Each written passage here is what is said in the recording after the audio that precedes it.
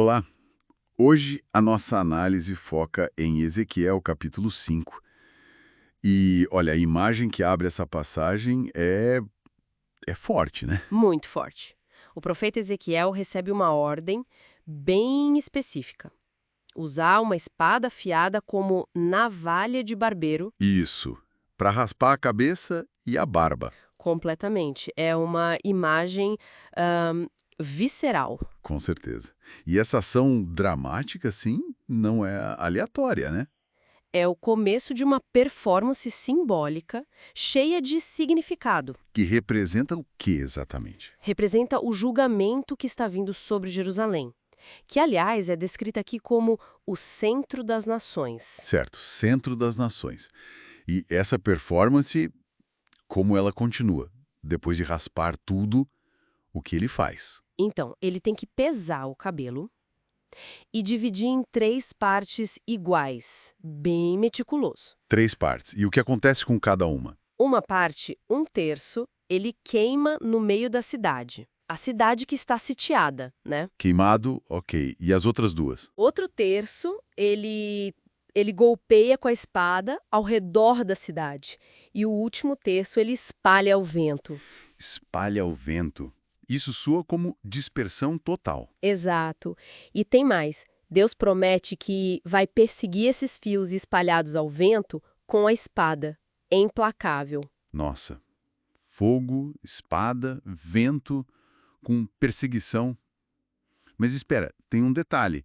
Ele guarda alguns fios, não é isso? Sim, sim, uma quantidade bem pequena de fios ele prende na barra da roupa dele como um símbolo de um remanescente. Ah, então existe uma esperança e um restinho que se salva. Mas é uma esperança frágil, porque o texto diz que mesmo desses poucos fios guardados, alguns ainda vão ser jogados no fogo. Puxa vida. Quer dizer, nem o remanescente está totalmente seguro. Exatamente. O simbolismo é bem direto e francamente sombrio. O cabelo é o povo de Jerusalém. E cada ação com um cabelo é um destino diferente para esse povo. Isso. O fogo representa a morte por peste e fome dentro da cidade sitiada. A espada, bom, a morte em batalha, fora dos muros. E o vento? O vento é o exílio, a dispersão entre as nações. A mensagem é que a destruição vai ser muito abrangente, sabe? Entendi. E por que um julgamento tão severo assim? O texto explica? Explica. A justificativa é a profundidade da rebelião e da idolatria de Jerusalém. O texto diz que a cidade que Deus colocou no centro das nações se rebelou contra as leis divinas. Mais do que as outras nações? Sim, mais do que as nações vizinhas. E tem um ponto aqui que é bem interessante. Diz que eles nem sequer seguiram os padrões de justiça dos povos ao redor. Peraí. Quer dizer, eles não só quebraram a aliança com Deus, mas foram piores até que os outros povos, segundo os padrões da época. Isso é pesado. É uma acusação fortíssima. A questão central é a profanação do santuário, com o que o texto chama de ídolos detestáveis, práticas repugnantes, E isso leva a um julgamento. sem precedentes. O texto fala que é algo que nunca aconteceu antes e nunca mais vai acontecer igual.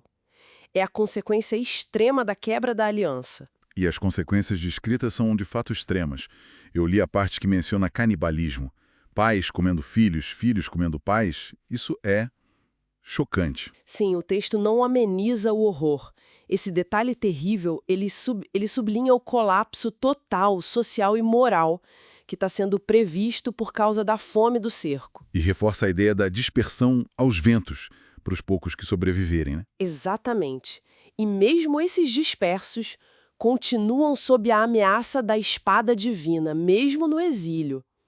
A profanação do que é sagrado gera uma resposta divina de intensidade, digamos, correspondente. E essa ira divina, essa resposta, ela tem um fim ou é só destruição? Olha, segundo o texto, a ira só vai cessar depois que o castigo for completo. O resultado: Jerusalém vai virar ruína. Vai ser objeto de zombaria, de horror para as nações vizinhas. Um espetáculo público. E ainda tem mais desgraças listadas, né? Fome, fera selvagem. Sim, fome comparada a flechas mortais, fera, peste, derramamento de sangue, a espada, é uma lista longa. Então, resumindo a mensagem central desse capítulo tão intenso, o que a gente deve guardar? Basicamente, é um anúncio de desolação quase total. Funciona como uma demonstração muito viva do que o texto chama de zelo divino. Mostra a seriedade com que a infidelidade, especialmente a idolatria, é tratada ali. E aquela frase que se repete. Eu, o Senhor, falei.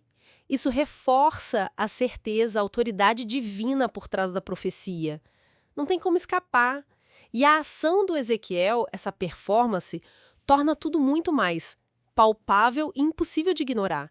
Mais forte que só palavras. Entendido. Então, Ezequiel 5 usa essa encenação simbólica super chocante para comunicar um julgamento divino avassalador sobre Jerusalém.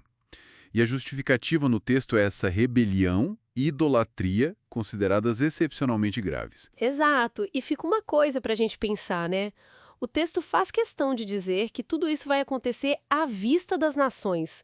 Por que essa publicidade toda? Boa pergunta. Qual seria o propósito? Talvez para divertir os outros povos.